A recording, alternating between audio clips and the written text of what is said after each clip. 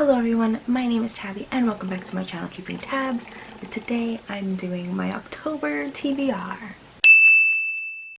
So, I did a readathon in September. I did the Mythathon Part 2 readathon and I was one book away from completing that, but that book was it was difficult, so I had to DNF it. Therefore I failed the readathon. It's okay, it's fine, we're all fine here. But anyways, I thought let's do another readathon for October, and of course I cannot do any like 1 week, 2 week readathons because it's just pointless for me. So I looked for a full month readathon for the month of October, and I found the Tim Burton readathon created by Medusa Reads, and I will leave a link to the original creators. I haven't even seen the original creators post, so I don't even know if Medusa Reads is a YouTube name or a Twitter name or Instagram or blog. I have no idea yet, but I will leave the information down below when I find out. Obviously, these are based off of Tim Burton movies. There are 8 movies, and each movie has 2 prompts, and you can choose 1 prompt each, or if you want to go for the gold, you can do 2 prompts, so 16 books in a month. That's not going to happen for me, so I'm going to choose 1 prompt each, equals 8 books for the month, and to be honest, I'll probably only read 4 of them. But you know, that's my own personal goal, is to read at least 4. If I read more than 4, perfect, but I know myself, so yeah. Okay, let's get into it, shall we? The first movie is Nightmare Before Christmas. Choose a book with a character that goes from evil to good. For that, I am choosing Blood Witch by Susan Dennard, and there is a character who starts off as kind of the bad guy in the first book, and in the second book he's starting to change a little bit, and so in this book he'll probably even be more closer to that good character as opposed to the bad character he started out with. So within the book alone he doesn't go completely from evil to good. It's like a gradual change, and this is book 3. So I'm picking this. This was my most anticipated book of 2019, and I haven't read it yet because I've been waiting until my excitement died down, because like, I don't know, sometimes I just get too excited to read a book that I just can't read it. I can't read it. So I think my excitement has simmered, so hopefully I'll be able to get to this. It's one of the top books that I want to read this month, so Bedouin. Next is Beetlejuice. Pick a book that has a helpful ghost, spirit, or person. And I'm going with The Raven Boys by Maggie Stiefvater. Yep, there is one of those in this book. Not gonna say anything else about that. This is going to be a reread. I have been wanting to reread this book for a long time now, and now that Call the Hawk Down, I always forget if it's Call the Hawk Down or Call Down the Hawk. I think it's Call the Hawk Down. That book is coming out in November. I pre-ordered it, so I want to at least read this book and Dream Thieves before it comes out, because these are the books that I read, like it's the most time in between me reading them and now. So I want to refresh my memory with this book.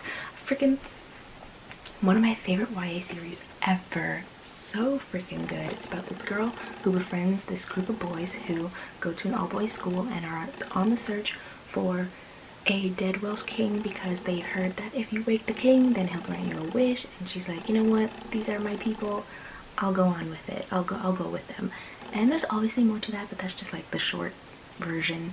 So good. I love her writing style, and I've just never experienced anything so beautiful before in my life. Like the Raven Cycle. Beautiful. And when is that TV show coming? When is it coming? When are we getting the cast list? I need it. I hope it doesn't get canceled. I want it. The next movie is 9, which for some reason I didn't realize was a Tim Burton movie, but now that I think about it, it's so a Tim Burton movie. It was so creepy, and the art style was just so Tim Burton. It was a good movie. I've only seen it once, but I remember that movie. It was good. And for that, I have to read a book with green on the cover, so I went with Sharp Objects. I always want to say this is Dark Places, but it's Sharp Objects by Gillian Flynn. and I've never read a Gillian Flynn before. It's a short book. I'm trying to pick some short books. I have 2 short books on here. I don't know much about this. I haven't fully read the back, but the first 2 sentences say that it's about a girl, a reporter named Camille, who stayed at a psych hospital very briefly, and now she has to return home for an assignment where she has to cover the investigation on the murder of 2 twin girls, 2 preteen girls, and that's all I read up to. But it's Gillian Flynn. She's pretty popular, with Gone Girl being her most well-known book, I think. So I thought I would give it a try. The next book is Edward Scissorhands, and the prompt is to read a book with hearts on the cover. And I'm going with the, oh, that's, you can't see that. The Unhoneymooners by Christina Lauren, my first Christina Lauren book. This is very popular, or was very popular, because it is a new release of this year, but like I feel like everybody who's going to read it has already read it and loved it, so I'm very excited. My friend has read a lot of Christina Lauren books from the Beautiful series, and she loves them. There are tiny little hearts all over the cover, so that's where the heart thing comes in. The next movie is Sweeney Todd, and I have to pick a book that has murder in it, and I think it's time that I finally bite the bullet and read Nevernight by J. Kristoff. The 3rd book just came out. There are some unhappy readers with that 3rd book, so that's exciting. That's good to look forward to. But I've always wanted to read this. There's a lot of hype around it, and it's about an assassin, and all assassins do is murder people, so we're good. I'm very curious to see how I feel about these footnotes here, because I don't think I've ever read a book with footnotes before, unless it was like for school. And even then I never read the footnotes. Like, do you guys read footnotes for scholarly articles and journals and textbooks and stuff? Let me know, because I always just, no, not happening. I already have to read the textbook itself. I ain't reading this extra nonsense. The next movie is Corpse Bride, and I have to pick a book set in another world. And I don't think I've never seen Corpse Bride, actually. The book that I chose is Dying of the Light by George R.R. Martin. This is his first full-length novel. I'm so excited, and if you don't know, which you probably do, but I'll say it anyways, George R.R. Martin wrote the Game of Thrones series, and yeah, that's that. But this is his first novel, full-length novel. He's written short stories and stuff before this. Yes, 1977, and I just really like this cover. It's a space sci-fi, and yeah, I'm really excited to see his first story, his first character. Even though it's not his first character, but like, you know what I mean? The first novel. Okay, let me just read the back. The names on here are ridiculous, okay? Dirk Tellurian? Dirk Tellurian has been summoned back to Warlorn and a love he thinks he lost.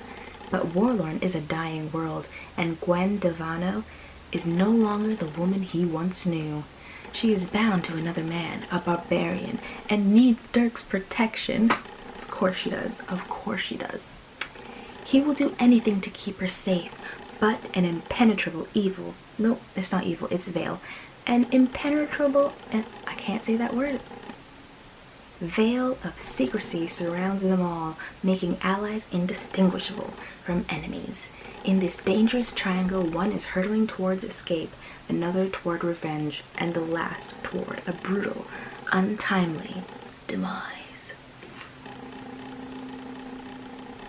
The next movie is Dark Shadows, and I have no clue what that is. No clue. Is that the one with the vampires? Speaking of vampires, I have to read a book with a vampire. So this was hard, but ultimately I decided to read Lover Enshrined by J.R. Ward. This is a Black Dagger Brotherhood book. Obviously, it's been so long, it feels, since I read this book, or like any of these books. I love them, and I need them all the time. This is about Fury. He has been chosen to be the prime male, and prime male in this world is the one male who sleeps with all of the chosen females and is like responsible for breeding the new generations of Black Dagger Brotherhood warriors. So that's fun. Great. And the last movie is Charlie and the Chocolate Factory, and the prompt is to read a childhood favorite. And I have decided to, instead of reading a childhood favorite book, I'm reading a book written by a childhood favorite author.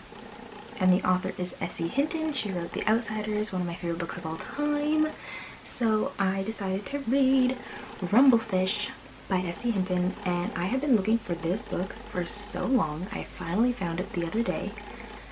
And yeah, I'm excited. There are 4 other S.E. Hinton books that I want to own, and this was the last one I needed. And now my little S.E. Hinton collection is complete. She has written other books, but I'm not interested in those ones. It's just this one and the 3 others that I've always wanted to own.